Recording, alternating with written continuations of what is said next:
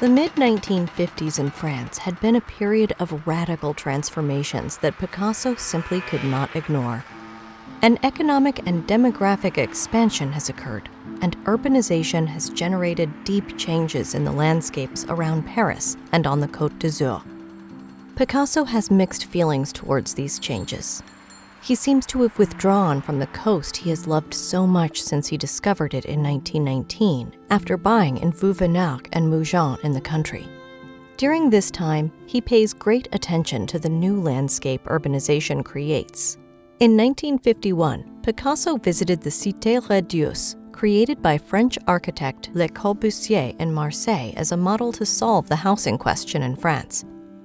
In response, he began sketching urban landscapes with architecture, housing, buildings, highways, and small parks. The Cannes landscape at Dusk gives evidence of this ambiguity.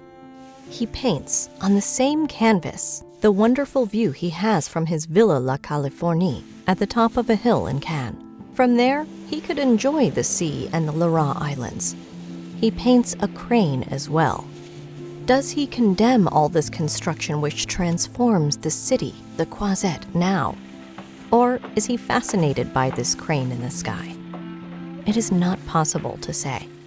Some years later, living among olive trees on a large, old farm, he chose to represent the new buildings built on the hills around Mougins. He would find an interesting new motif, changing the landscape like Impressionists did, including fabrics, railways, metallic bridges in their paintings. It was a new tradition to represent the modernity of the landscape, and Picasso followed it, curious about the tension between nature and construction.